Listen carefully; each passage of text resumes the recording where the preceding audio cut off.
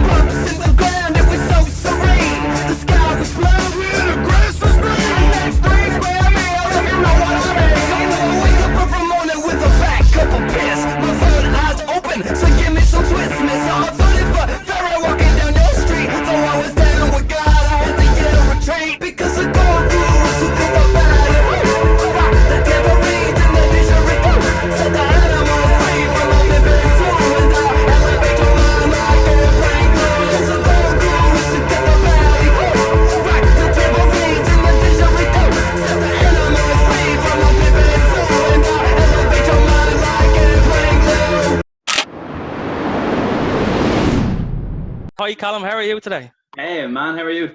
Very good. Thanks very much for joining me today. Thank you for having me. Yeah, an amazing guest to get. Obviously one of the brightest stars on the Irish scene at the moment. We were talking a little bit before this, before we went live, and as I was telling you that I started watching about a year ago, just as you were breaking back onto the scene. Yeah. So my journey has kind of paralleled you. So I actually didn't know that you had only come back recently. Before I start watching. So I originally, I was on the first ever Contender show in, I think it was August 2017, and I was the first match on the first ever Contender show, and they were really small back then, and I was shit, for lack of a better word. I didn't know who it was. I didn't know what it was. I offered. So the way that whole Contender show came about was Joe had that idea to bring up Irish lads, because before then OTT was primarily just import heavy shows and then Jordan came through, and then Karen, and then Martina, and then you had the Nasties and lads for the Flats put on these unreal matches, and the Kings, and then and Joe's trained me since the start.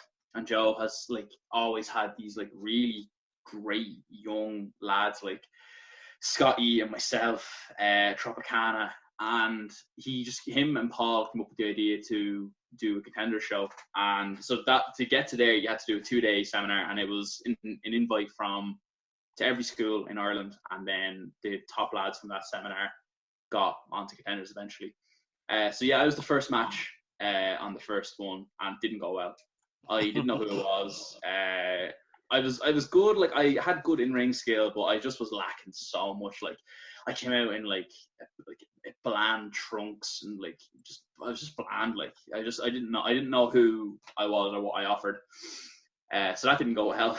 And you were on with you fought Sammy D in that, as far as I know. Yeah, yeah. Yeah, this is me literally looking into your database. As I said, Yeah, I I wasn't can fill there, you I in. didn't see it. But yeah, yeah, I was saying that you and what did Sammy bring to it? Was Sammy more Sammy was trained at like, that stage? yeah, Sammy's been training from a really young age. I think he's only a year or two older than me. Mhm.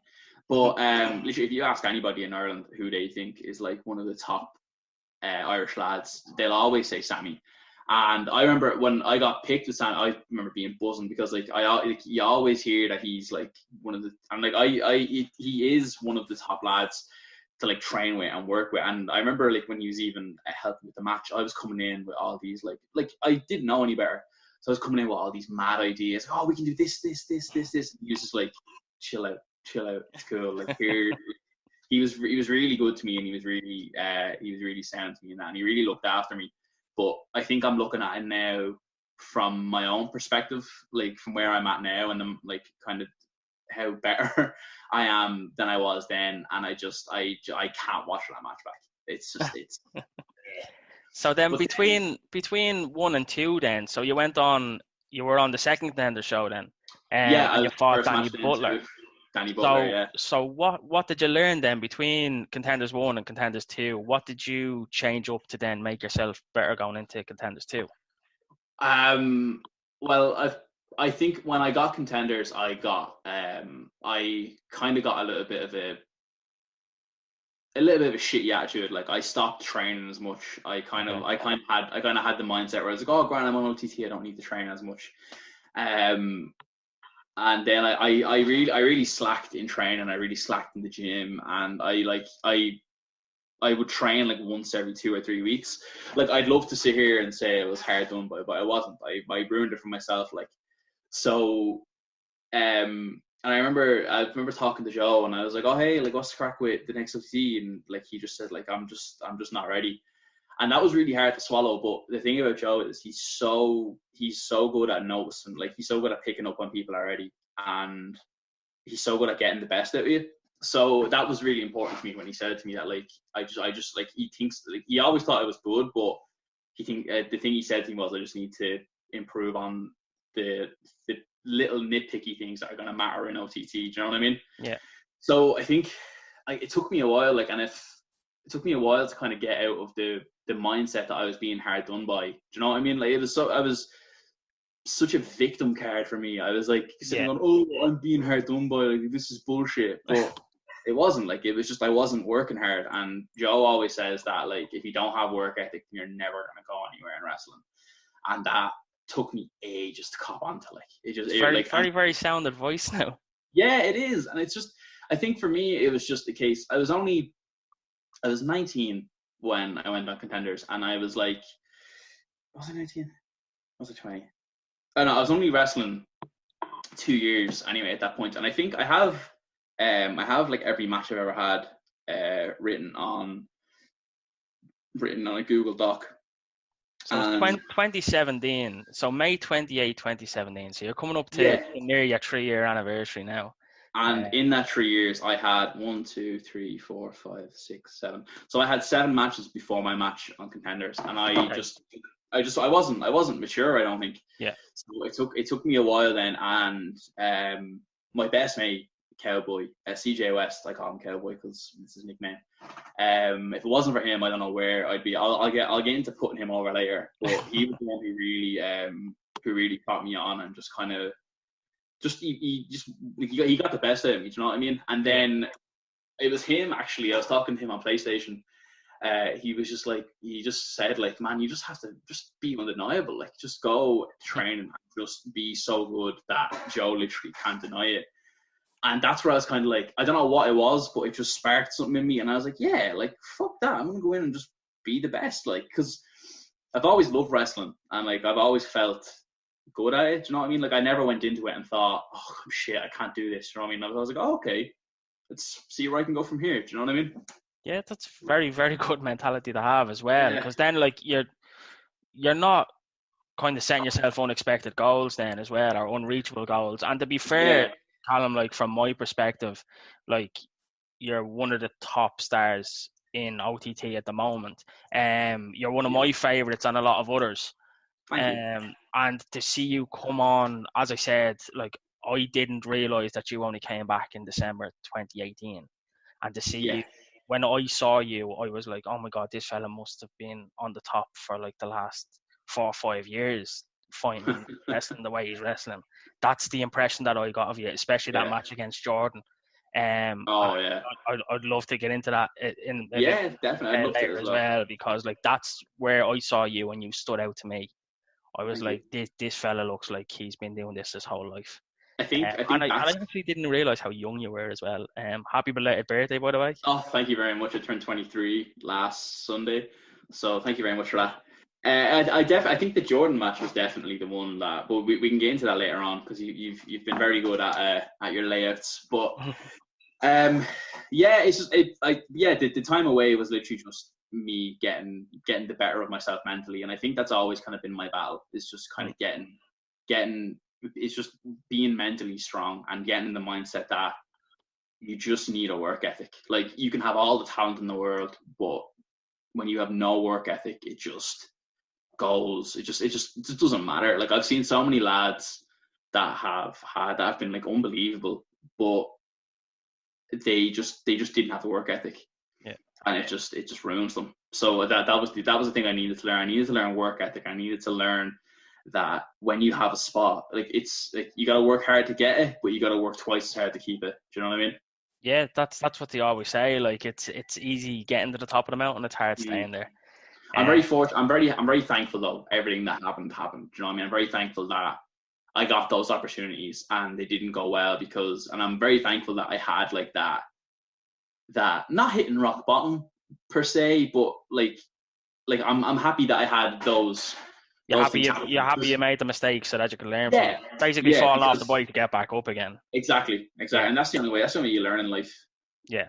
That's definitely true. So let's take it back then a little bit further before you actually start wrestling. So were you a fan growing up? Like Yeah, so I've always loved wrestling for as long like it's always been around for my life as long as I can remember. Like I was thinking about it before I came onto the podcast that it's always been in my life. My cousins used to love it, and I was the little baby that used to like I was the little kid who was easy to throw around, so I was always wrestling with my cousins. I always had the games. The games were the coolest thing ever to me. And I always remember having it around in my house. My mom would tell me stories of like us being at a wedding, and I got on the microphone and I used to do like the rocks, like if you smell. I used to do Dudley Boyd's What's Up. I used to do like the people's eyebrow, and I used to just be like a little entertainer according to my mom. But then my earliest memories of like falling in love with wrestling was seeing John Cena on SmackDown doing the Thugonomics gimmick because I loved Eminem as a kid, and I you remember just have that losing a lot of fans by saying that. I don't care like any like it's John Cena is I know, class. joke. Like Anybody no, says, oh absolutely. yeah, He's one but of the best ever. it's so funny though that like someone could turn around and like think that he is like shit forever when he wasn't. He was the coolest thing ever at one point. Yeah, yeah. Everybody loved him. Like he's like I think it's safe to say that he's probably like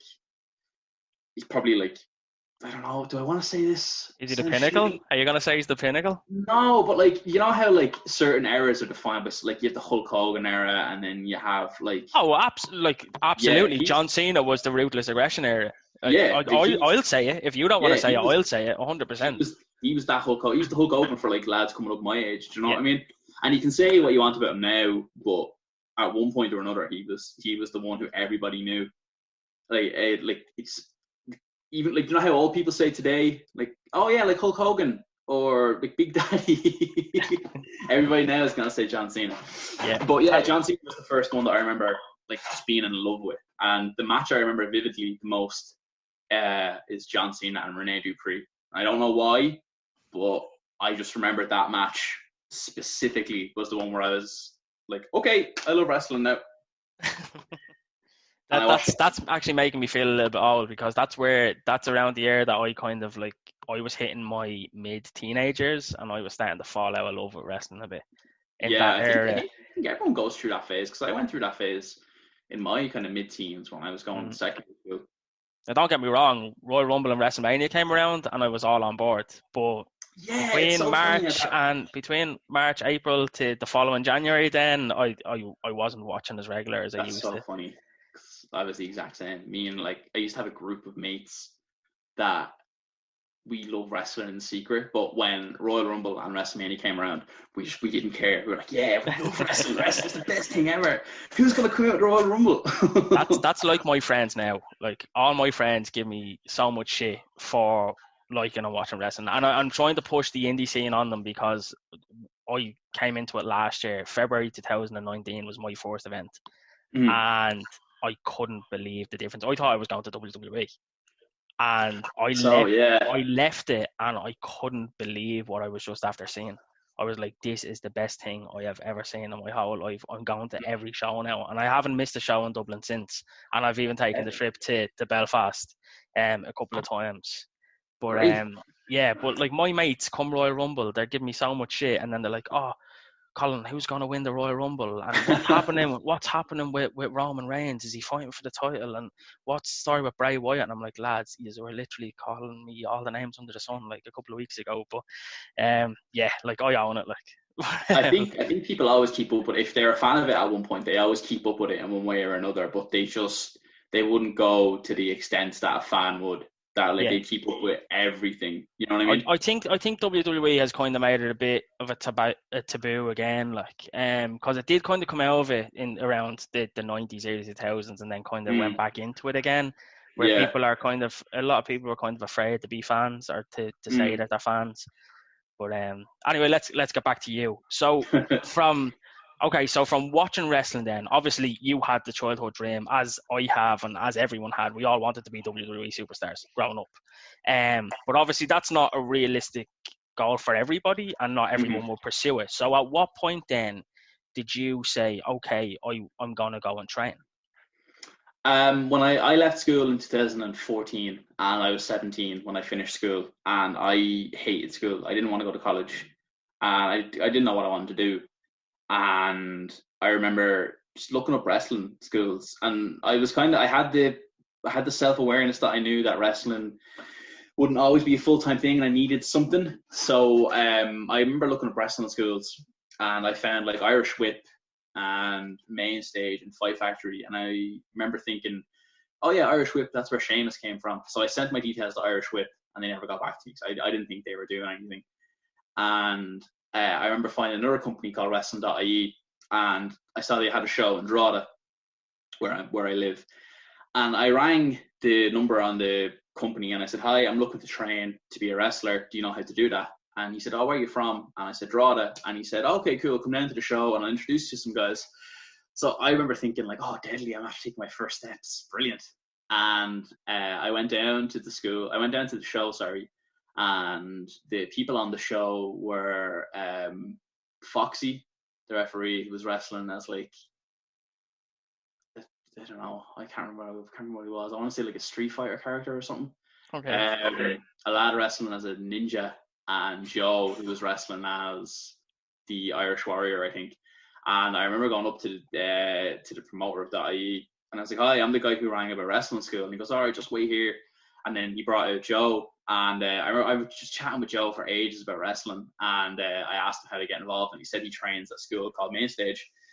And I was like, right, deadly. So I looked up main stage and then I had no money. And traveling the hour and a like half distance that it takes me to get from Drogheda to Dublin was money. Yeah. So I ended up getting an apprenticeship role with my cousin. And then I ended up going and joining wrestling in January 2015. So that was my New Year's resolution. Obviously, so that got you on your path. So whereabouts do you train now? Who do you train with? I train at the School of Irish Wrestling, main stage wrestling. Manchester Wrestling closed its doors, and Joe then opened up a new school called the School of Irish Wrestling in February 2017. And yes, I've been training there ever since. So I've been training with Joe since the start, pretty much. Joe's trained me since the beginning. Yeah, I think it was actually at the first show in Bray. I think it was. Yeah, that's where we had our A first pretty show. good Yeah. show, actually. I was very surprised to see the names that were there. That was the one where Maxer fell coming through the curtain, wasn't it? I'll always And then remember that. Paddy put the wet floor sign in. Oh, I couldn't believe it. It was one of the funniest moments in wrestling, and like that was fantastic. Anybody watching, if you haven't seen it, like it's probably somewhere on Twitter or Instagram. I think it was on Botchamania. Was it? Yeah. I think so. Yeah. I'll have to try find it, and I'll tweet it or Instagram it. Yeah, I'm sure Maxer won't be appreciative of it, but like, sure. He can laugh. Oh, well. Yeah, he wasn't laughing at the time. I thought, like I said to him as he walked past me, there I said, "Mind your step there," and I thought he was going to kill me. Oh no. But yeah, I don't want to get on the bad side of Maxer there, because I reckon he did a lot of damage. Yeah. Right, so you're training now. So what do you think your biggest match to date has been? So what's your biggest match in your mind? 100% the Jordan one. Which is exactly what I would have said as well. Without a doubt, that was my biggest test. There have been other ones too. My first import was Carlos Romo in January 2018, and was it 2018, 2019? 2019, I think, was it? 2019, yeah. Sorry, I'm really bad with years. But that was my first import, and I remember that being very important because I only had 2 matches coming back. The one open canvas one, and then the one against Scotty in December. And then I had the import, and I was like, okay, right, cool, an import, that's very important to me, because Joe is taking time to bring him in and have him work with me, so that was very important. And then Ridgeway was another one, because he's a really, really big UK name at the time. So he was very important too. But I think without a doubt it was Jordan, because Jordan has like that profile. He is OTT, and he was the champion at the time. So getting that match was definitely the most important thing to me, because there's no other option but to swim. Do you know what I mean? I couldn't sink, couldn't fail. So that were you annoyed at all that it wasn't a title match? Did you ask for it? Not really. Was it brought up at all? No, I didn't care, to be honest. I just wanted to prove. I think one thing that I've done since the start is just I've wanted to prove that I am good and I can be something in wrestling. That's always, because I remember even before I even got into wrestling, I was thinking to myself, I was like, wait, what do I want out of wrestling? I think it's very easy for people to say, like, I want titles and I want like fame and money, but for me, I think my goal has always been I just want to be considered the best. I want people to look at me and just go, like, yeah, he's great. Like, he's one of the best to ever do it. That's always been my goal. And I think I didn't care if it was for the title or not. I just wanted to prove to people that I could hang with Jordan and that I could possibly beat him. So I think that was the main thing going into the match as well. You did a few promos before that, which I have to say were excellent. And they were all about like not just hanging with Jordan, but actually beating him. I wanted to prove that I could be somebody that could beat him. That was the whole thing that I went into the match with. I was like, I want to prove that I am somebody that people can look at and go, oh, he can beat him. And I wanted that with. I want that with all my matches. I want that where it's, if I'm put against somebody that people deem unbeatable, there's a chance, you know? Yeah. I think it actually did a lot for you. As I said, like that's the biggest match that I think, in my opinion, was your biggest match. I think it was my second time seeing you. Oh wow! As I said, the first one was Ridgeway. That was my first contender show. Was Ridgeway. And as I said, I thought that you were a veteran when I seen you. Thank you. So when I saw you getting in the ring with Jordan, obviously I know who Jordan is. I don't think there's a fan on the planet now who doesn't know who Jordan is. But any Irish fan knows who Jordan is. But yeah, when I saw you getting in with Jordan, I was like, oh, this fella must be amazing. And in my opinion, you took it up a level and you did hang with Jordan. Thank you. Um, That's, but that was but what did you take out of that match? Obviously, you don't get into a ring with Jordan for 25, 30 minutes, whatever it was, and come out with nothing. I'm sure like did you take stuff out of yeah. the match that did Jordan what did Jordan rub off on you, basically, is what I'm asking. 30 minutes is a long time. I think the most important thing I learned was how to be comfortable in the ring.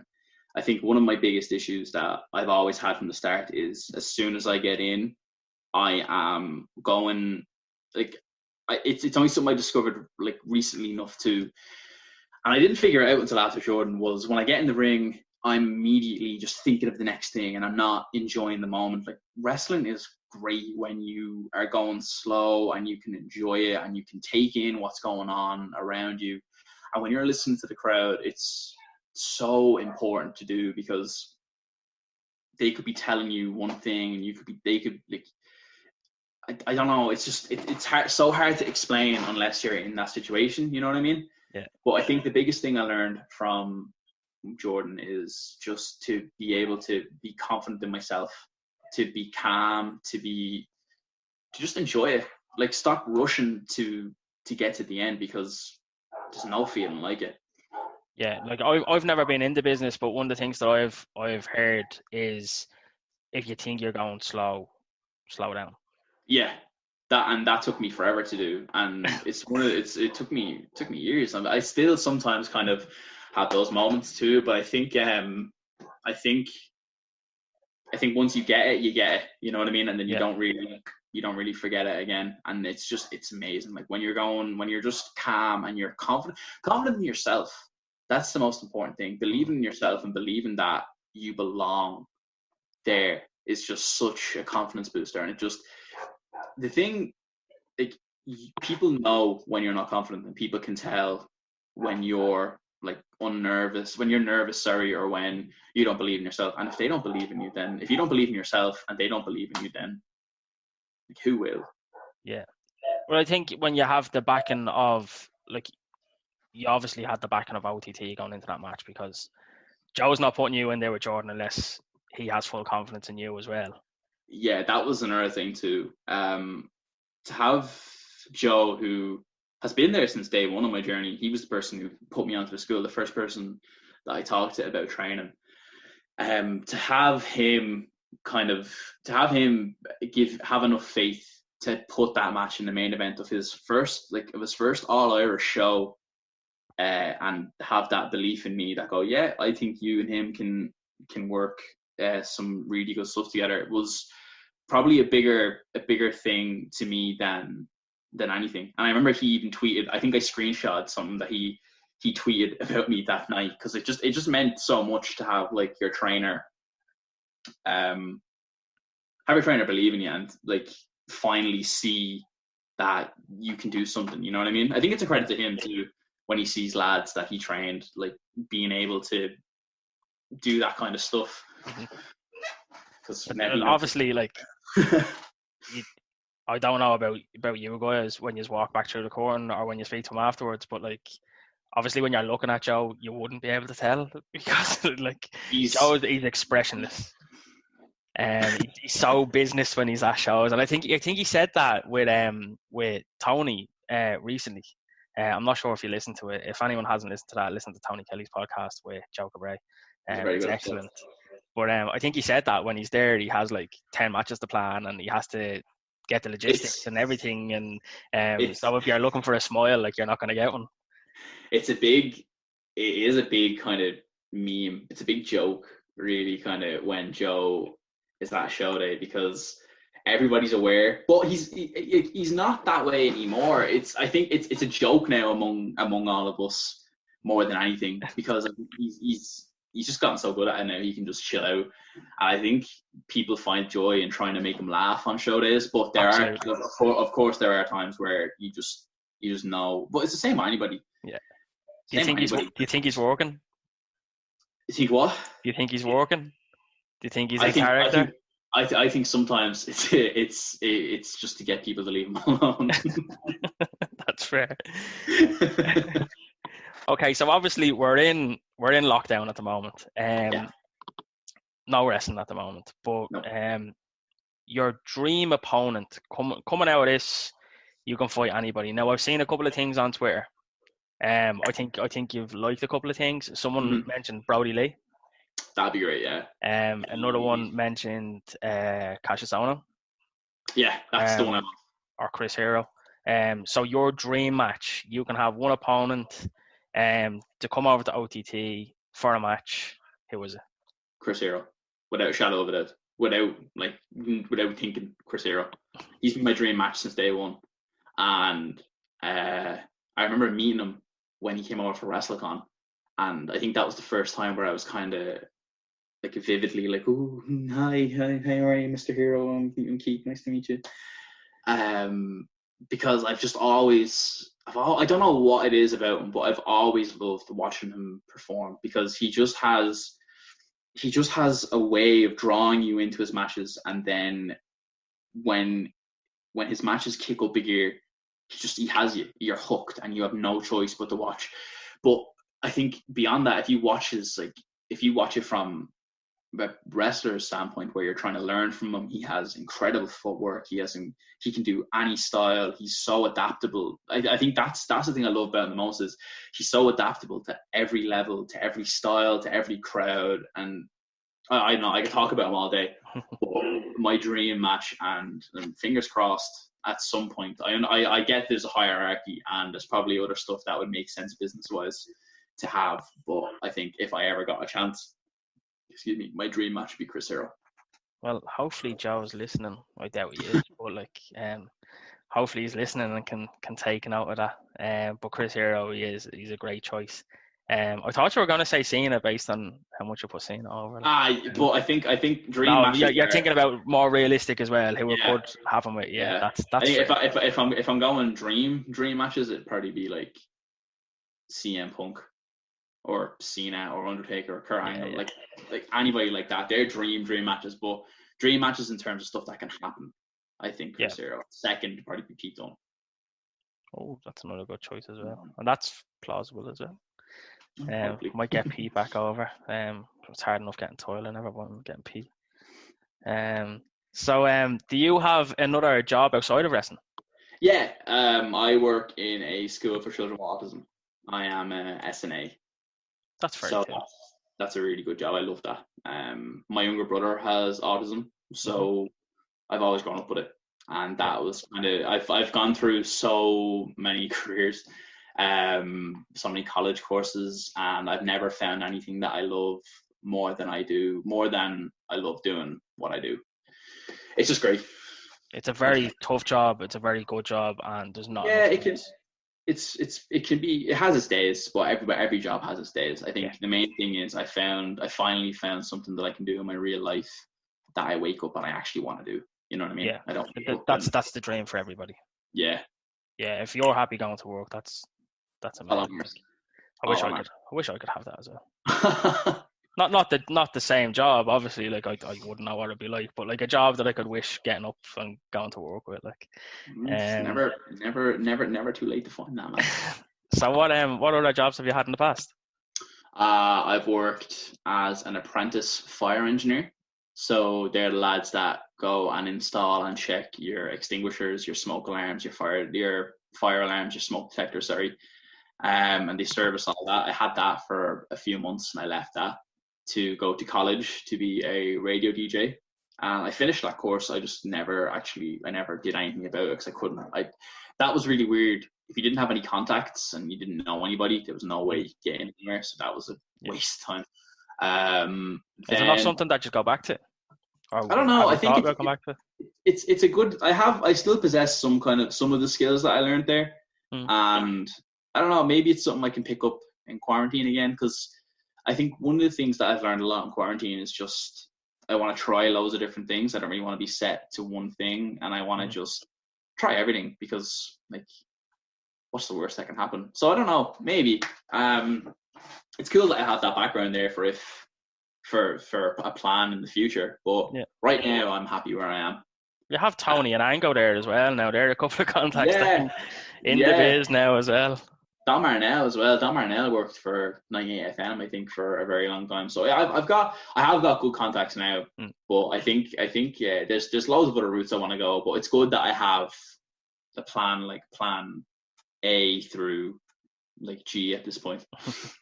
So the reason why I was obviously asking you about your jobs was my next question, which is wrestling what you want to do full time?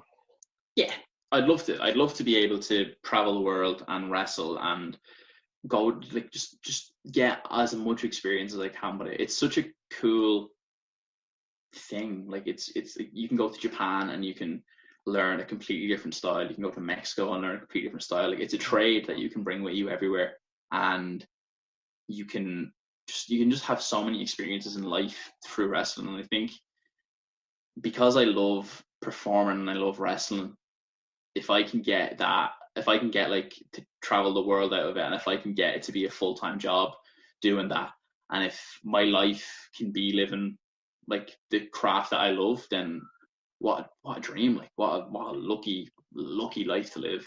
And do you think that's possible in, let's say, in Ireland and the UK as of Um, now, or do you think it's I getting have there? I have seen like I think I've seen enough of it now to where I think it could be possible. I train with Session Martina every week. Well, Mhm. you know, before quarantine, and she travels. She's traveled the world through wrestling. Jordan coaches us at the school. He's traveling the world through wrestling. He has wrestling as his full time living. I'm seeing now the likes of Debbie, Valkyrie, More Than Hype, Scotty. Those lads now traveling the world and like getting a good living out of wrestling. So I'm seeing it now more and more and more among my friends, and I think that if everything is continues the way it goes, and if more things start happening positively, then yeah, I don't see why not. I don't see why it couldn't be something that if you put your heart and soul into it, you can get out. You know what I mean? Yeah. Now you mentioned Session Bot there. Now, as far as I know, correct me if I'm wrong. She actually left her job and said that she was going to give herself a year to Yeah, proper go at it in wrestling. yeah. I think Have she. sorry, go on. Sorry, go on. Oh, No, go on ahead. me.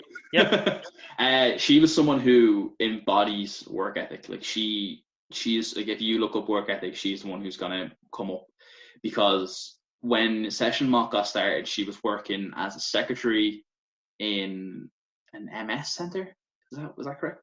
MS, yeah. And she was a a bartender in the Gypsy Rose at night, and then she would wrestle as much as she could in the weekends. So she literally just she did everything she could to make sure wrestling would become her life, and it's paid off now. Yeah. So have those thoughts crept into your head?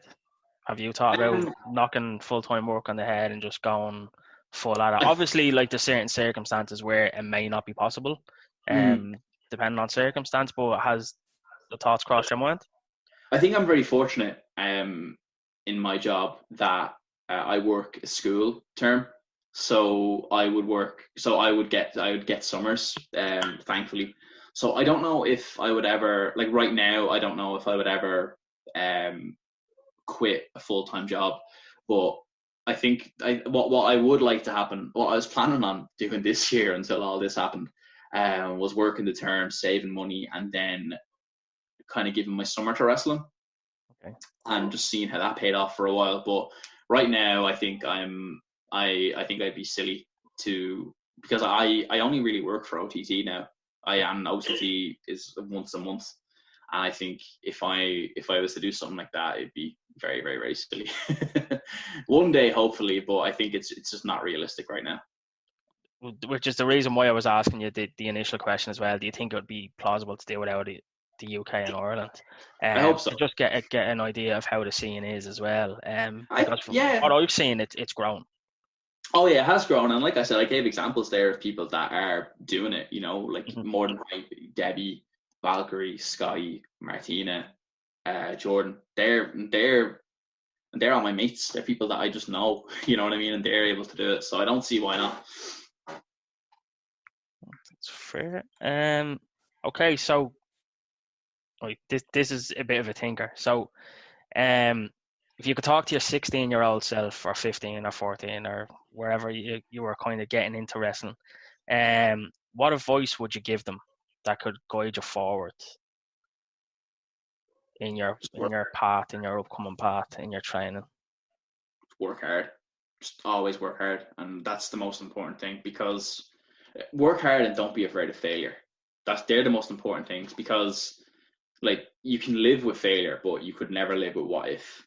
I don't think that's something that I think I would tell myself more often, because there's so much stuff that I didn't try when I was younger that I was just like, oh no, I don't want to do it because I'll fail, and that's not a good way to live. And I think if you try anything and you give it your all and you work incredibly hard, there's no reason why you won't succeed at it. You know what I mean? Yeah. And is that the same advice then? The reason why I said yourself is because I'm looking for what advice would you give the next wave coming through. Yeah, that exact same advice. Yeah. Like Don't be there are some people that I've heard that when you ask them about, okay, what would you give the next wave, and they'd say one piece of advice, and then you say, okay, what advice would you go back and give yourself, and they'd say something different, which is why I kind of, yeah. You get me, like Yeah, but I think because of the stuff that's happened to me in my past, where a lot of it just came down to me not working hard and me just being afraid to fail. I think, and I think being afraid to fail is something that cripples lots of people. And you just can't live a life like that, because then you'll never find out how far your limits are. You know what I mean? In the industry, then, who would you say your biggest influences are? In the industry, In probably any kind of sense, like, so in a training sense, in a performance sense, what gives you the drive, or who gives you the drive, or who has given you the drive in the past? that's a good question. In the industry, I think like a good example would probably be like Jordan, Martina, and Finn Balor, because they're people that have managed to like become wrestling stars out of wrestling. You know what I mean? They all come from Ireland, which is amazing, because like Ireland is so small, and they're just people that have made their life of it. You know what I mean? Yeah. In training, definitely Sky, because Sky just has like, he's a machine. He just nothing can blow him up. Nothing can't be lifted. Nothing can be like the chap can do everything. He's just a machine. And as well in training, CJ West, Cowboy. He's just, because he's someone who he just tries everything. He's not afraid to fail in any kind of aspect. Like, he'll try everything and he'll do everything, and he's just, yeah, they're just, I'm very fortunate to have a very good, healthy group of people around me. Which is always very important as well. Yeah. You mentioned CJ there. CJ, I think I've only seen CJ wrestle twice. Yeah. And even I know how hard of a worker he is, and the impact he has on everything in OTT, in the school. He just seems to be the guy who can do everything and does everything and will go out of his way to do anything for anyone. Yeah, that's him in a nutshell. He is someone who just works incredibly hard at everything he does, and he has just become someone who everybody can rely on. For people who don't know who he is, he's normally the lad who is ringside, helping everybody, moving people out of the way for dives, catching dives, running around like a headless chicken. But he is the lad who, if you want something done, you say, "I'll get Cowboy for that," and it can be it can probably be too much at times, but he will never admit it's too much. Like, there are times where I'll look at it and go, just tell people to fuck off, but he never will, because he's not that person. He's someone who just works incredibly hard at everything he does. Yeah. He always has a smile on his face as well when he's doing it. You can see that he just loves being there. He loves being in the moment as well. Yeah. and he's seen his mates do well as well, which I think is something. He's someone who you never have to worry about, like if you never have to worry about if he's faking his happiness for you. Do you know what I mean? Because you can just tell, like, he's just genuinely happy that his boys are doing well. Yeah. And could you see him maybe stepping into a Joe Cabray role? Could you see him going down that route? It's so gas that you say that, and you've only seen him ringside. That's just that's the impact that comes off on me. He seems to Yeah, be that guy who was just doing everything, and he seems to have learned everything and knows everything, and is constantly learning the additional stuff to run the show as well yeah, as be part of the show. yeah. If you went to the last School of Irish Wrestling show in Drimna, he was the one who was doing everything for that, and then he wrestled on it as well. So we always joke that Joe was going to pass on the Under Armour hat to him, and we like, but at the same point as well, I don't see Joe ever quitting, for one. But I think if there was ever somebody who is as reliable as him, then I couldn't name them. You know what I mean? I could not tell you who, because he's just someone who just gets it done. You know, there's no bullshit with him. It's just, yeah, I'll get it done. Yeah, I reckon if CJ is listening to this, his head is probably the size of this room right now. No, he's not getting an ego, but he's gonna slag me. He's gonna slag me for putting him over so much. I know he is. He's a very good lad. And as I said, he always has a smile and a hello for anyone. Yeah, Ringside he's a as legend. well. Absolutely.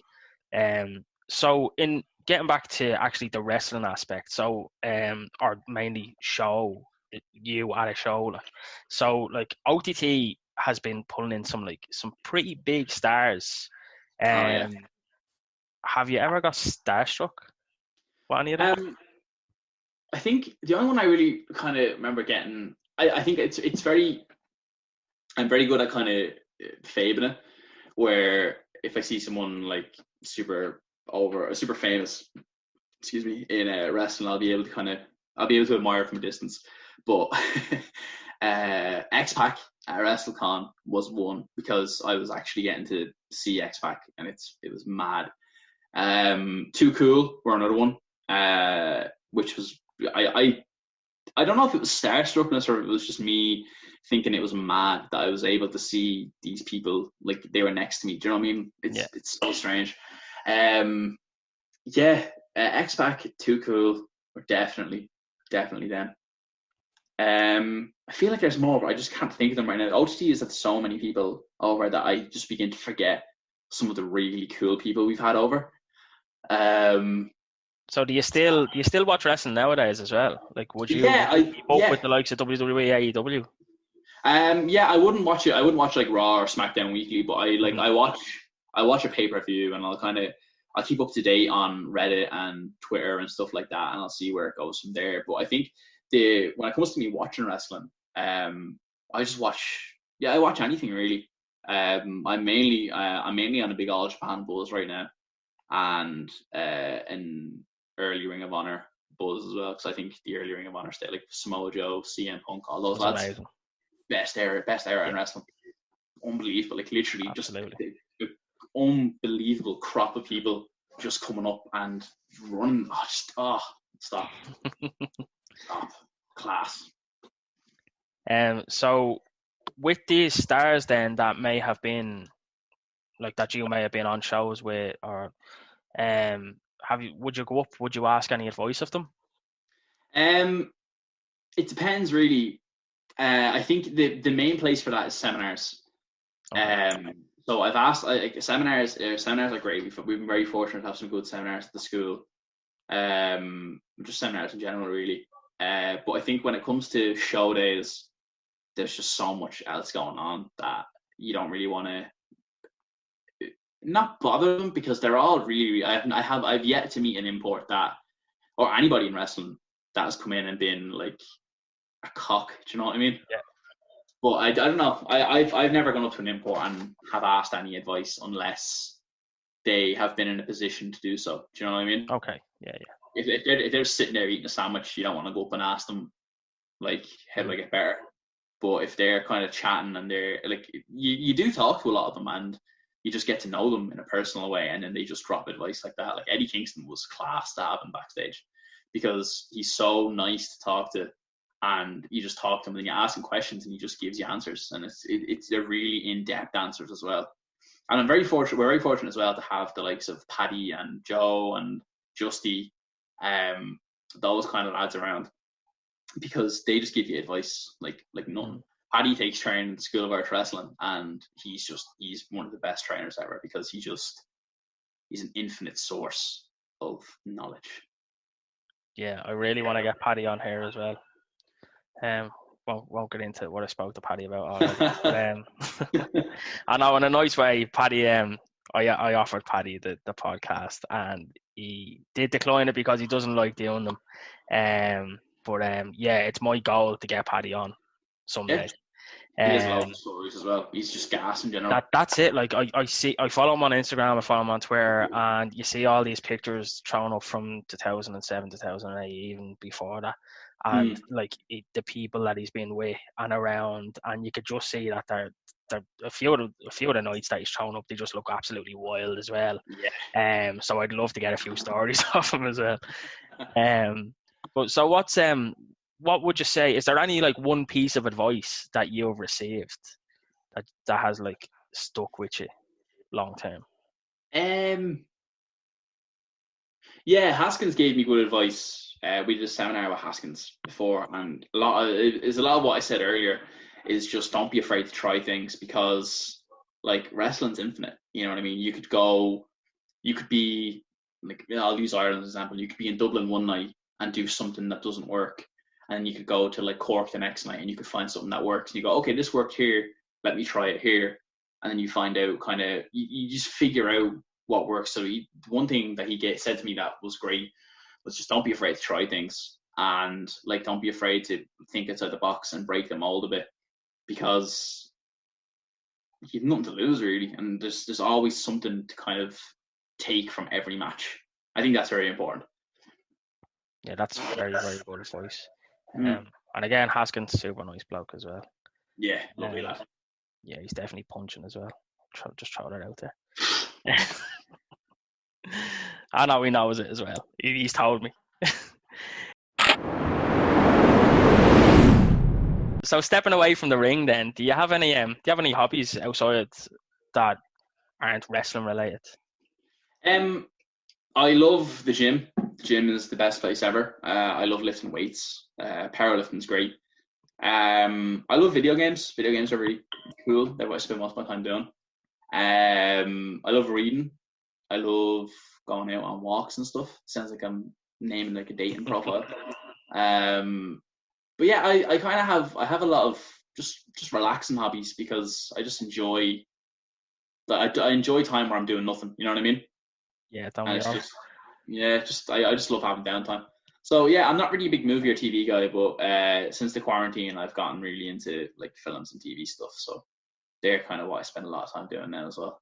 That's great as well, because like I'm stuck for stuff to watch, but then like, Oh you're yeah, saying that you're not really into TV shows and films. So I'm slightly envious there, because you have a plethora of things that you can go and watch now. Like. yeah. I'm just somebody who, like, I'll watch It's Always Sunny in Philadelphia 20 times over, and I won't watch anything else. But now I've broadened my horizons, and I have so much more stuff now. Yeah, watch The Office. Yeah, I watched the UK and the US one. The US one is shit compared to the UK one. All right, I think we'll just end it there, will we? I'm the complete opposite. They're both amazing, but the US one is like top 3 for me. Yeah, I don't know what it was. I turned I watched up to series 6 of the US one. My mate Aiden was ever so kind to give me a lend of the DVDs, and I don't know what it was. I just turned it off and just never turned it back on. Just never had an appeal to it. I enjoyed it while I watched, but then I think just kind of got fed up. Yeah, a few of my mates say the same. They said that just doesn't stack up, but I'm the complete opposite. Like I love the US over the UK. I just think the US don't know when to end stuff. But that's true as well, and they're going with like 20 something episode seasons as well. So yeah, it can be a bit much. So are you married or are you in a relationship? Yeah, I got a girlfriend I've been with her for the last 2 years. Her name's Anne Marie. she'll be delighted that I mentioned her. Hi, Anne-Marie. I think she followed me on Instagram today as well. Oh, did she? Yeah, I think so. Probably, yeah, that's her. She just does everything. Yeah, she's great. She's very supportive of wrestling. She loves it. We were going out like 2 weeks, and I was like, "Hey, you should come to one of my shows." And she came. Fair play to her. And she just said she fell in love with it. She just, like, because she's never experienced that kind of world before. Yeah. Like, she's really into like vintage, like retro 50s stuff. So going to something like that was completely not her scene. Mm-hmm. But she fell in love with it now, and she tries to go to every show she can. But yeah, so she's someone who's very supportive of my wrestling journey. Oh, fair play. But what does she think of you wrestling? Like when you're in the ring, does she be worried? Does she be anxious? It depends. Yeah, I think she does get worried, because there are times where some stuff, like, she always says, like, she always checks on me. So it says like, "Are you okay?" And I'll favor sometimes, like, "Oh no, like, oh, my neck's really sore. I can't really turn it to the left or anything like that." And then I'll go out and I'll just be like, "Yeah, no bother, I'm all good." So, yeah, I'd say it's very normal to be worried though. Like, I get worried sometimes watching some of my mates do stuff, because Mm-hmm. it's such a, like, you just never know, do you? Like, just one thing can happen and it could be it, you know? Yeah. Like I know a couple of the lads' girlfriends that I see at the show, and Mm. like I'd see something happen, and the first thing I do is I'd look and see, like, are And they then if they're okay like as that, well? Like, I don't yeah. know what's going on. Yeah. You can kind of judge, because like, but then you don't know, like, if they're having them on then as well, like, and Yeah, it's you know. So, so it's such a it's so funny. You have so much power, like, it's great. yeah, that's why we love it. Like the lines are Yeah. getting blurred there, like, so. Yeah. Um, so do you have any kids? No Oh, kids.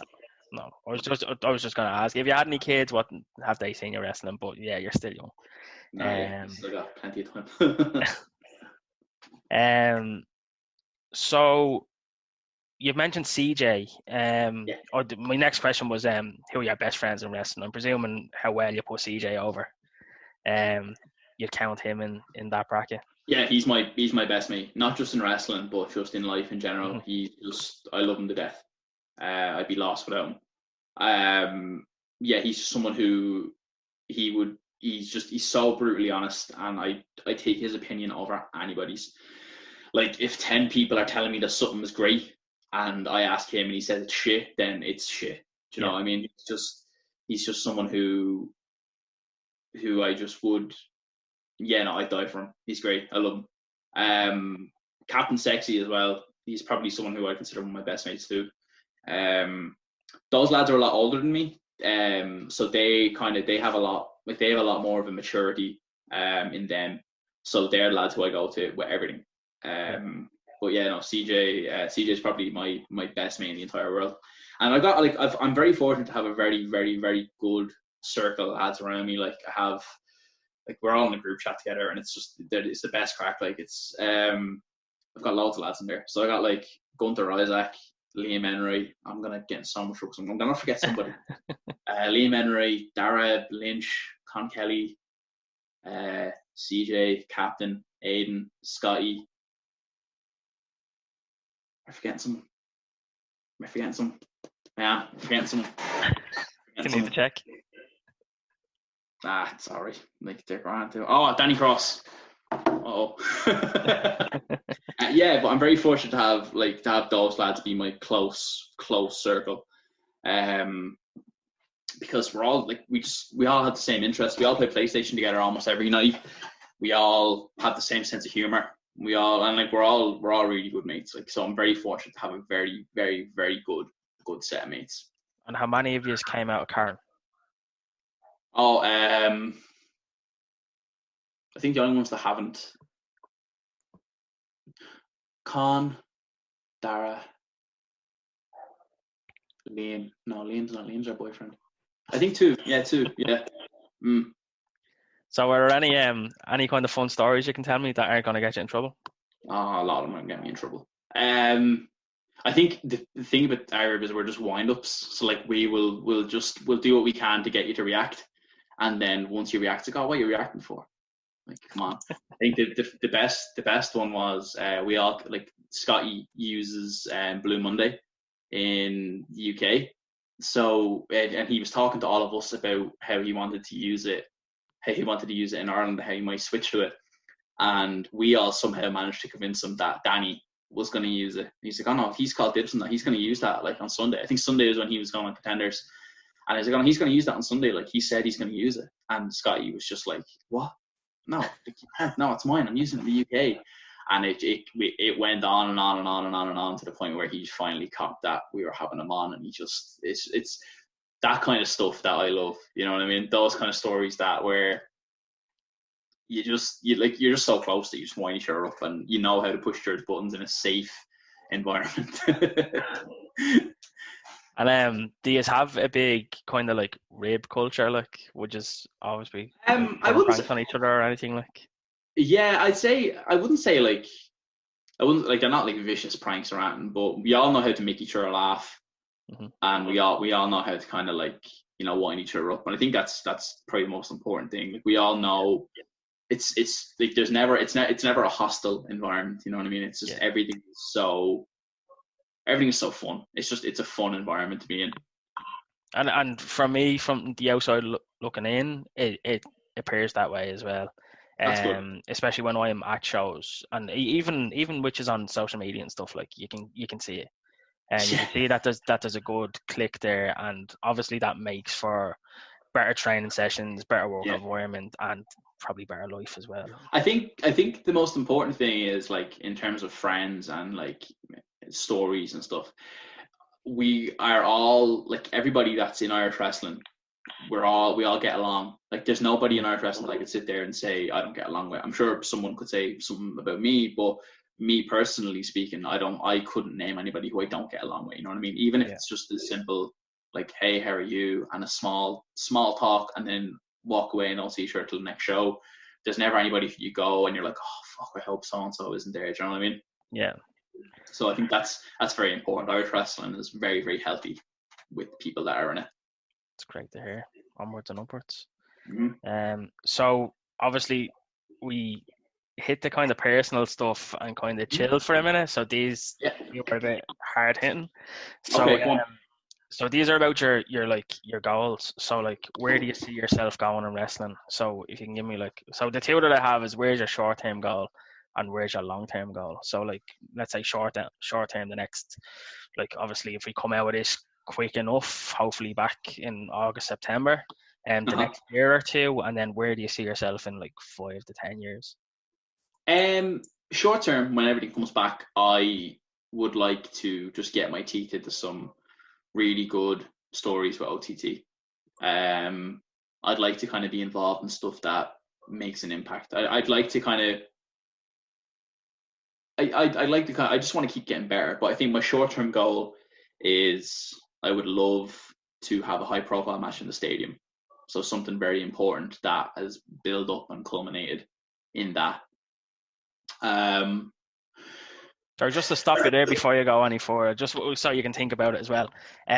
You're saying that you want to have a big high profile match. I don't think you were on the card for the last stadium show, the Scrapper Mania card, were you? Was there a match announced for you? I think I looked and I didn't find one. No. Were you set to be on it? Can you tell us if you were set to be on it?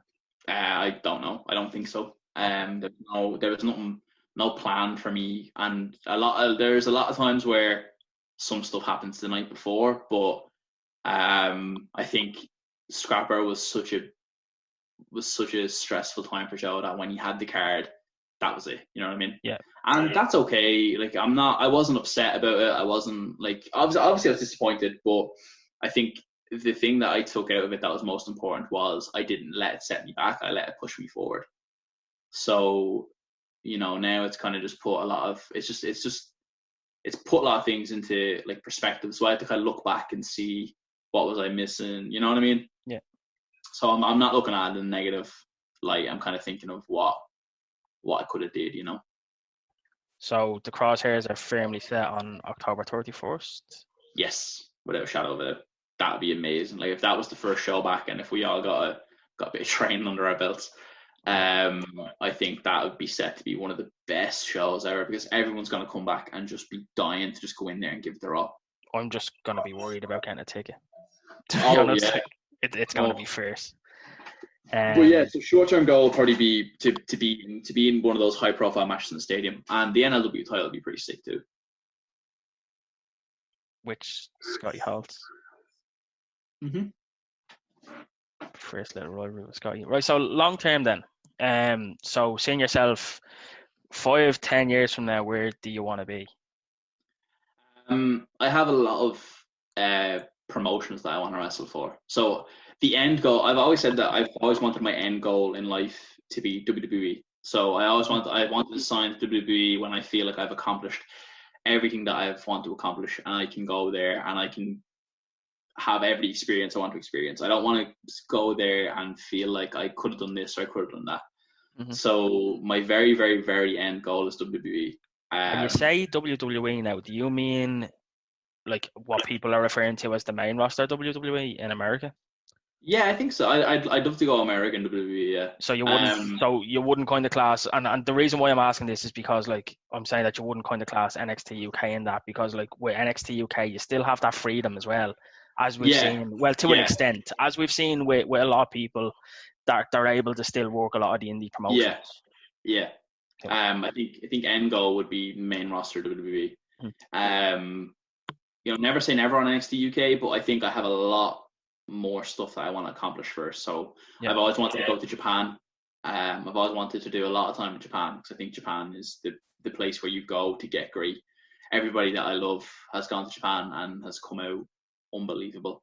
So that's what I want. Ring of Honor as well. That'd be great because I love Ring of Honor. I love all the early Ring of Honor stuff. So going there would be great. PWG is a dream promotion too. hmm, I think PWG was where I first kind of fell in love with that like hybrid indie style. Do you know what I mean? yeah, So that'd be cool to go to as well. And then I just have a bunch of stuff I want to do. Like I just like I said earlier, I don't really not that I don't care, but I don't want to rate my career based on like what I do. I want to do it. I want to rate it based on how good I am. hmm. So just And getting better by going all those places. So Japan would be my main goal right now. cool. And do you see yourself? Sorry, I didn't actually have this question here. This is off the top of my head. Do you see yourself doing anything after you're in ring? Like, would you see yourself going into coaching or promoting or anything along those lines? I don't know, to be honest. I never thought about that. Um, I know, like they're hard hitting, like for someone who's just turned 23, like to be thinking that far yeah, down the road, like. I'm very fortunate to be happy where I am. But like, I do think about stuff like that all the time. Like, what will I do when it's all said and done? And I think I just love my life to be wrestling. So Mhm. maybe coaching. I don't know, but I think I want to dip my toes into so many things. Like, I want to try everything, like acting or writing or music or I don't know. Like, I don't want. I want, like I said earlier, like I don't want to live with a what if, you know. Yeah. So the last time we saw you, or the last time I saw you, I'm not sure if you wrestled after. I think you might have wrestled on the school show, but the last time I saw you was in Belfast at Dead On, against Haskins. Mm. But you weren't supposed to be on that show. That Oh, was a last minute thing. I think it was mm. Ridgeway was meant to be fighting Yeah, Haskins that yeah. night. But Ridgeway, I don't know if it was a flight issue or whatever happened there. So like, tell me how that comes about then. Like, when are you getting the phone call there? That morning. So we had the School of Irish Wrestling show the day before, and I stayed at my girlfriend's house that night, and I was asleep, and I was like, right, grand, to be at today, deadly. So I was asleep, and I got up to go to the bathroom, and I got up at like 10:30 or 11ish, and Joe had texted me saying like Ridgeway pulled out. There's an open there for Haskins if you want it.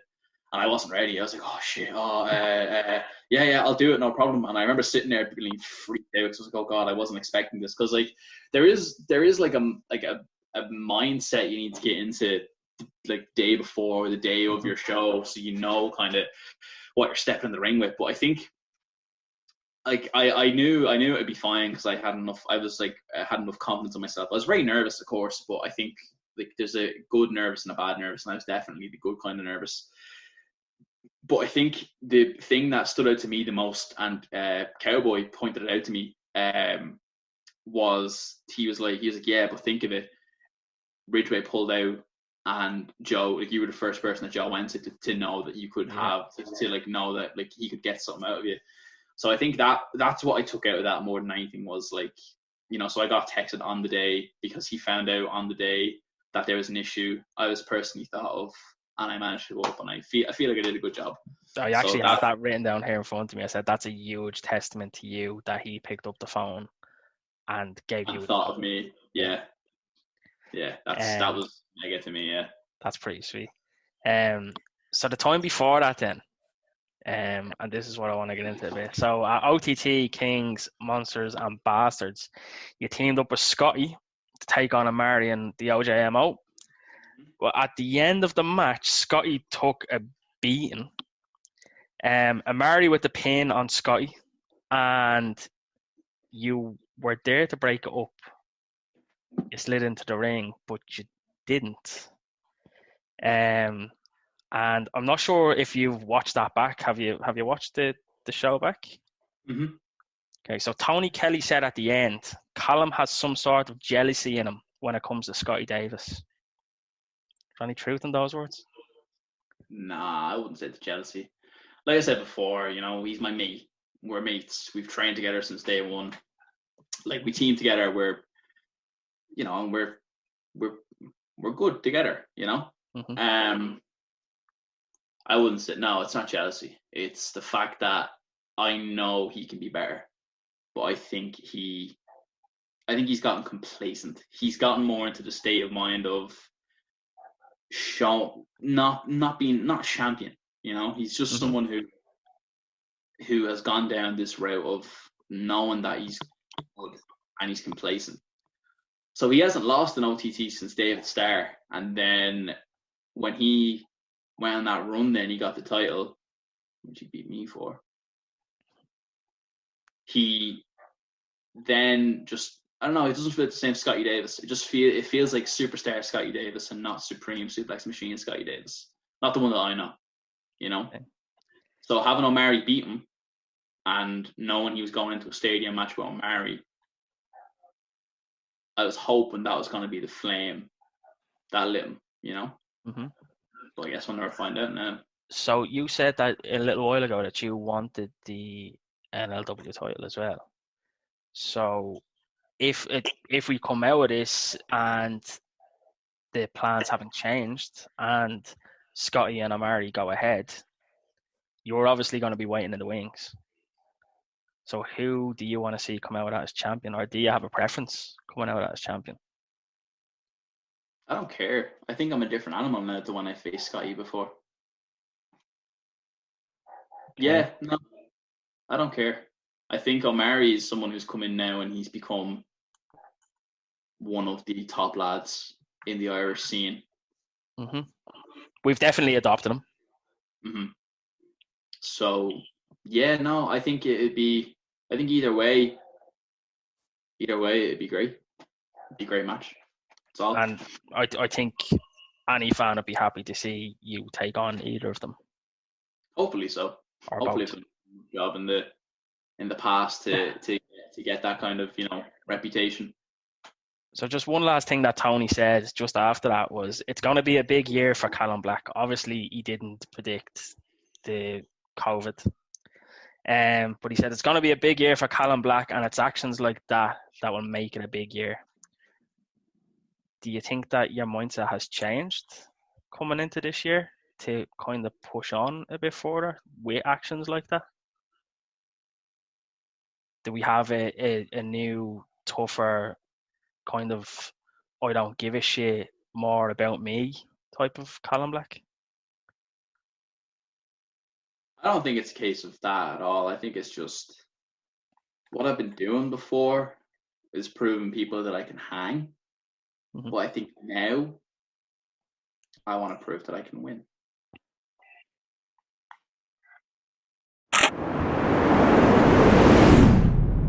So I reached out to a few people. I'm not sure if you know. I'm not sure if you're in. I think you may be the OTT fans group on Facebook. Yeah, that group Now is fantastic. it's an amazing group. Now, That is that I love that group because it's just so positive. Like it's just people that love OTT and love Ireland, love Ireland's wrestling scene, and just love seeing the Irish wrestlers grow. And I don't, it's so nice to just kind of go there and see people talk about their favorite moments of OTT and their favorite wrestlers. I think is going to be like champion in 2 years, and like it's a group full of positivity, and like we all love it. Tommy Flynn runs that group, didn't he? yeah, Tommy Flynn. I was just about to give him a shout out there. If you don't know or follow Tommy, follow him. He puts up some great content as well. Yeah, good lad, that Tommy. But yeah, no, he's done a great job with the group, like, and he's very active in it and getting everybody involved in it, and that's very important. Like, just feeling like a community, and that's what it's all about. But yeah, I'm a big fan of that group. It's very positive, and I think it's very important to have a lot of positivity in Irish wrestling, especially in times like this. So Absolutely. to all them doing a great job. Now, I don't use Facebook. I do have a Facebook account, and just to the people out there, because a couple of people have tried to follow me. If you're listening to this, I don't take follow requests. I don't follow anyone. I use it for two things. The first is for a work group, and the second one is the OTT group. And they're the only two things that I use it for. But I reached out in that group and asked did anyone have any questions for you. So I did get a couple of people coming back to me. That we'll just run through a few of them here. So Patrick PW. I'm not sure if you know him. I think he's currently. My first T-shirt to him, that was the question. How did it feel to sell its first T-shirt to me? That felt great. Getting merch was a big deal because at the first, like when I first got it, I wasn't employed, so I literally saved up every money I had to get that like big batch of T-shirts, and I was so nervous doing it because it's a lot of money, and like if I money on the T-shirts and like only 3 people bought them and no one else gave a shit, then I'd be sitting with like 37 Calum Black T-shirts in my wardrobe. Like, but I was very thankful that when I put the offer out there, people texted me and was like, "Hey, I want this, save me this size," and I'm very grateful to people like Patrick that did it. So it felt great. Thank you very much, Patrick. Yeah, you sold out before, or you didn't have my size by the time I got around to it. Oh, sorry, man. Which is why I was asking you as well the other day about your big cartel. But yeah, I don't know. I mean, if there's interest in it, then if there's an interest in more shirts, let me know. I find anybody listening, like, tweet me and let me know, because if there's enough interest, then I don't see why I wouldn't do it again. But for now, it's kind of like one of the last things I'm thinking about. Yeah. So Eamon O'Reilly asked, do you know you have the coolest entrance music? that was his question. Yeah, I'm just trying to think of people's entrance music who I love. Valkyrie's entrance music is class. Very good. But yeah, no, I think I'm very confident in my team music being unreal.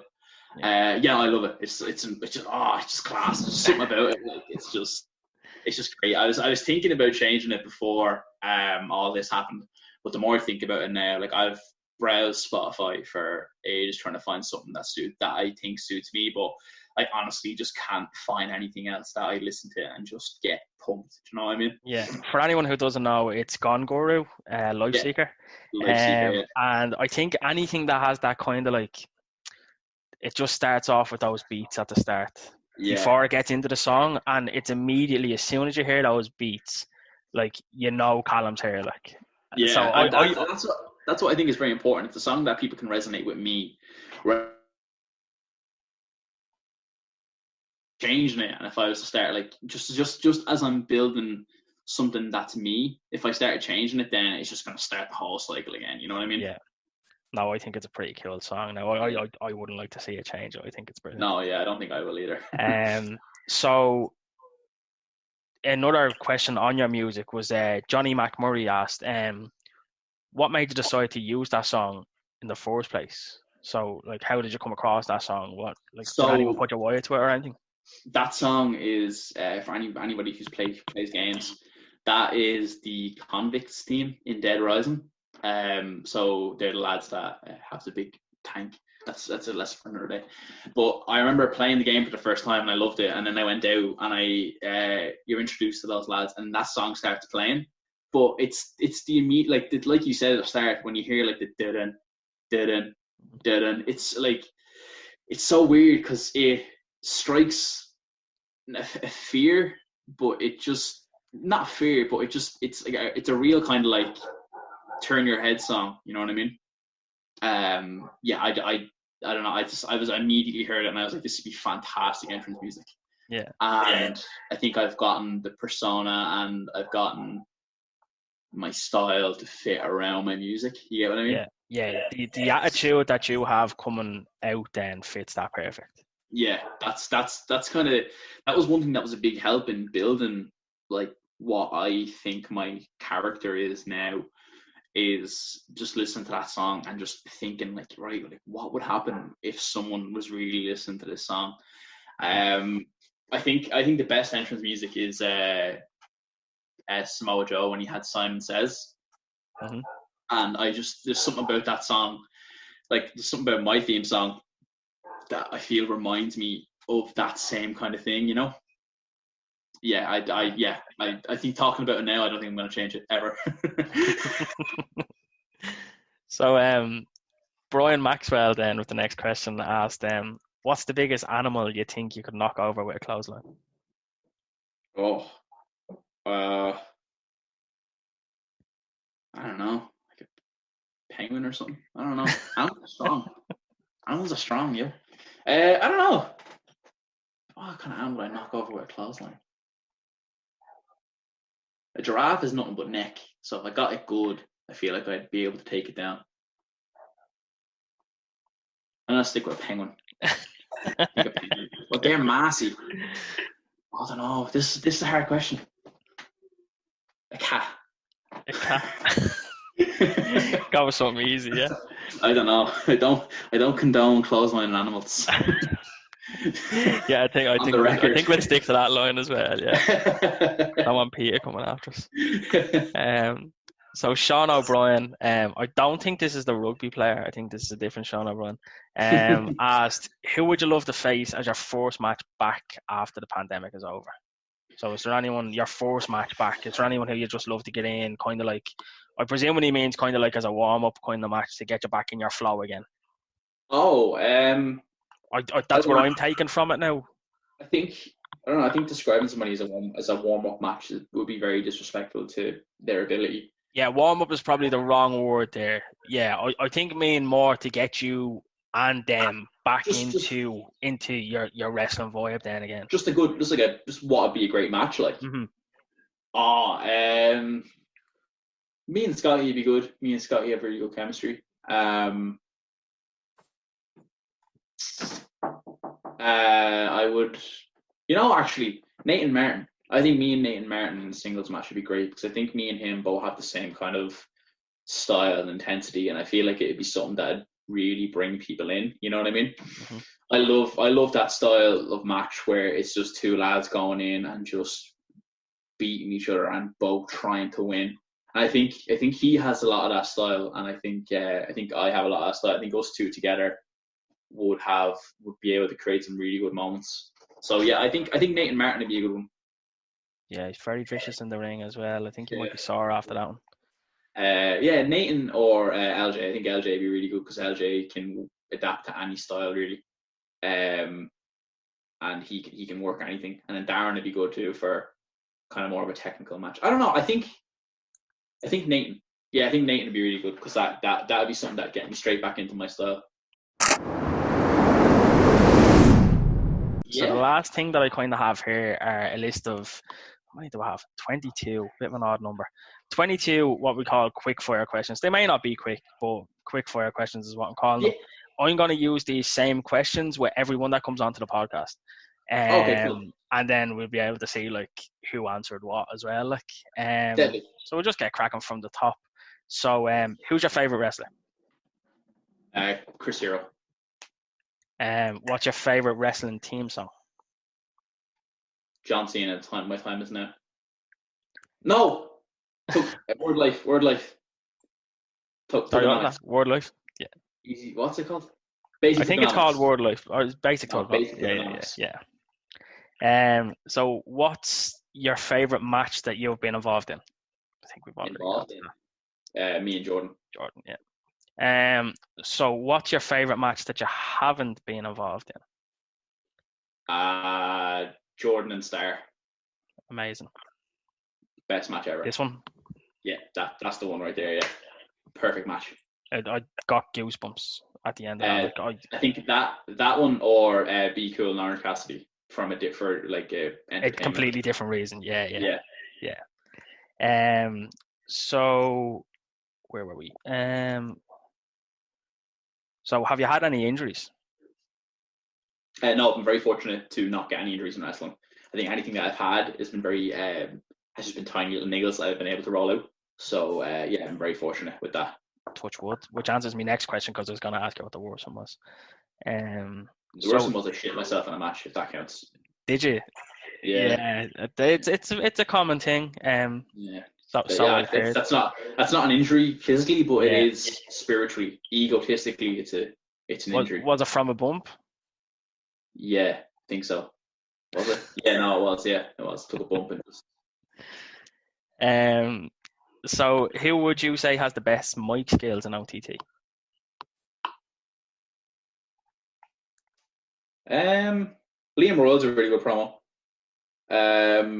Justy, Barry, me as well. I think I'm really good. I think I haven't been given enough. Well, not I haven't been given enough, but I haven't given OTT enough of me on the mic or in front of a camera to have people think of me. But hopefully in the quarantine when it's all over, it would be it'd be something that I'll work on. But yeah, Barry, Liam Royal, Justy. I can't believe you're saying Liam Royal. Like I'm shocked by that. Does he not just scream? Yeah, it's great. Did you love the Ultimate Warrior? Would you not put Star up there? Star's really good too. Yeah, Star's someone who can turn a whole room immediately. For me, it's Star or Barry. Are the two that'd be up there on my list. Those two are really good. Okay, so no offense to anybody with the question or the answer. I'm sure there's loads of these in OTT, and I could probably pick 10 of them myself. But I'm looking for one person from you. Like, if I was to give you like €1,000 and said, "Here, I'll give you even money on any one person making it huge on the wrestling scene," who are you putting your money on? Oh, there's so many. I think LJ would be probably a really safe bet because he can adapt to every style. He's really charismatic. He's entertaining. He's a really solid wrestler. Yeah, I think he ticks all the boxes in terms of like character and skills and wrestling. So yeah, I think LJ would be a really safe bet. Very good bet there.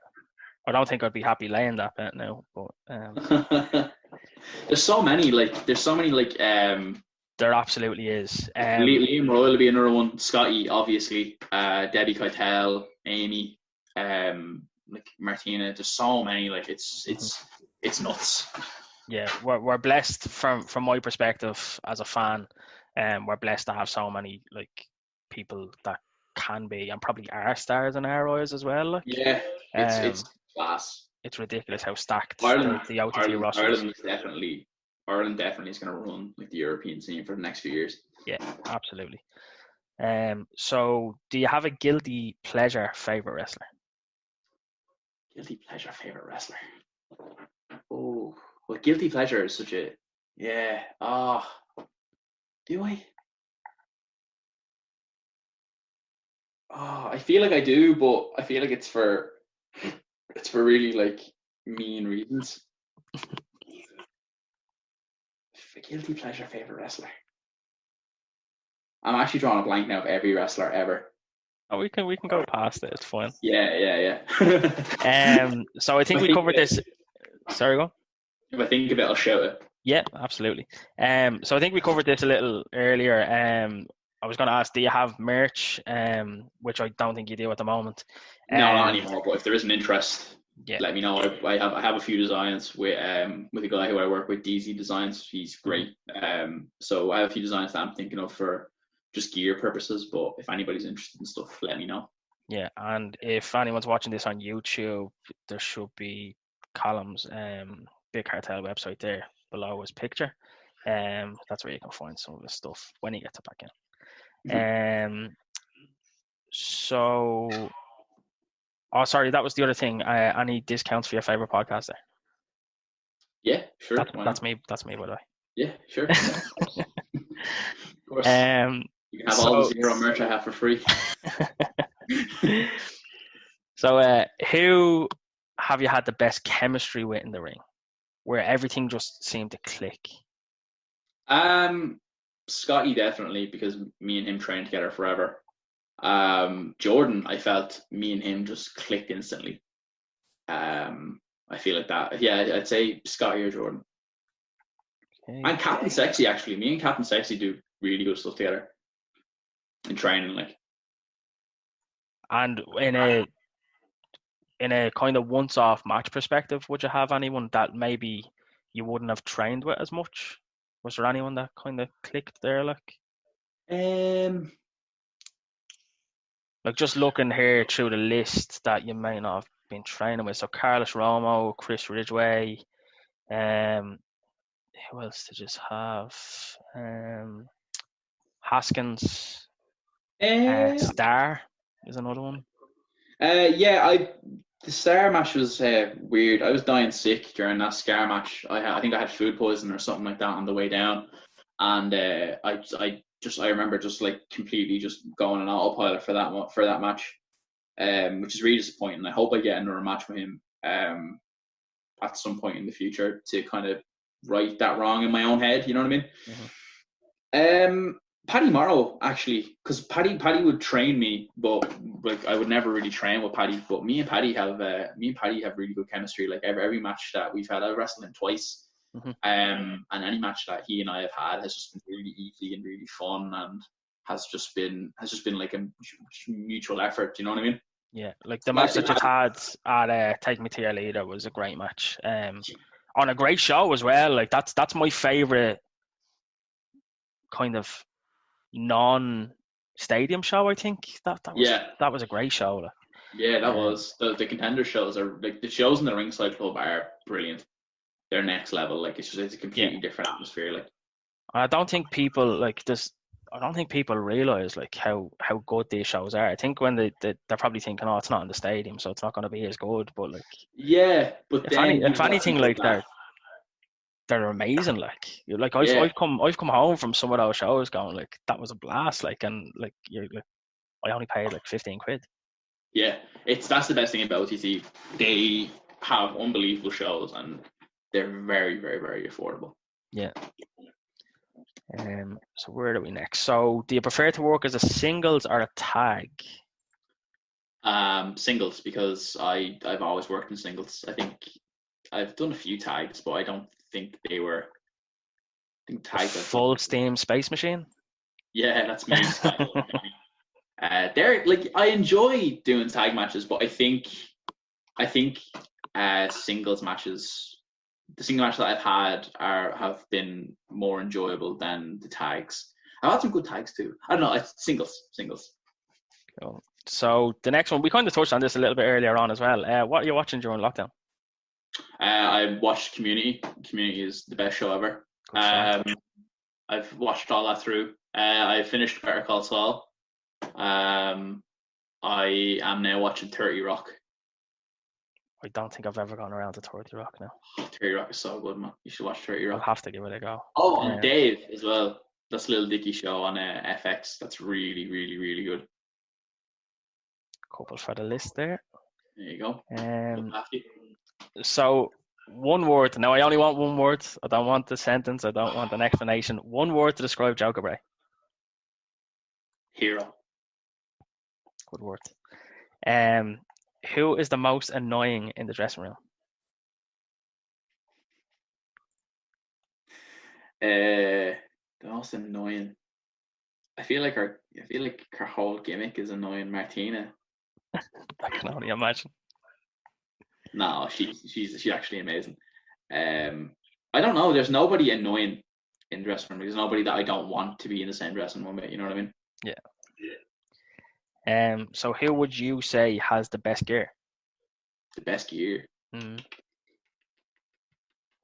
there anyone's gear that you've looked at and said, "Oh, that's amazing. I'd love that." Captain Sexy's gear, where he has just pictures of himself printed in the tights.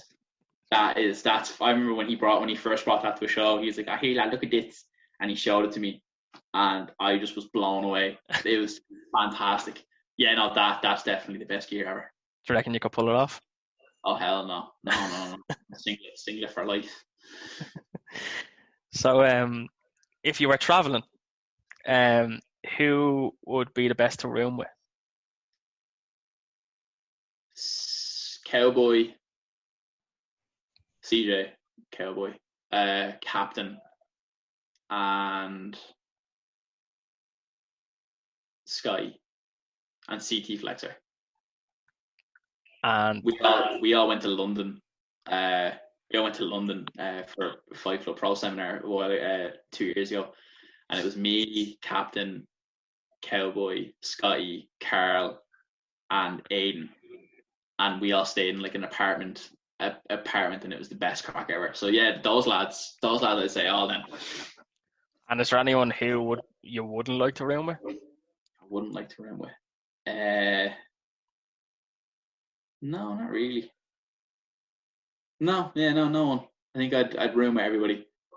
Cool. There's usually one who is just like, they just fuck their shit everywhere, like, and I just can't be dealing with that mess or something like that, or anything like. Yeah. At the same point, I'd say Scotty as well, because Scotty just loses everything. So I'd like, he's great crack. Does he lose his phone all the time? Yeah. We all have one of them. Yeah. Yeah. He's great. He left his phone in the Super Value self checkouts one time, and just up until later on that day. So that was fun. So who would you say has the best taste in music? Best taste in music? Me, because I love my taste in music. Gunther Isaac, actually, me and him have a lot of shared music tastes. Cowboy as well. Me and him have a lot of shared really good music tastes. And who would you say would have the worst taste in music? Dara Lynch. He listens to like sad boy music. I was expecting you to say Karen there for a minute. Did you see our video playing the guitar? She's great. Maniac, you for real? I love that stuff. That's my guilty pleasure music. All that like old 90s dance. Yeah, that was my era. So who would you say has the best dress sense? Captain Sexy. Lad always comes looking dressed. Scotty as well. He always spends good money on jackets and stuff. I'd actually, but are you talking about this white monstrosity that he wears? Yeah. Like the next question is who has the worst, and I was actually expecting you to say Scotty. Sorry, Scotty, but that white jacket is like, as soon as I seen it, I think I even said it to him when he wore it at a show, it was like, you remind me of E17.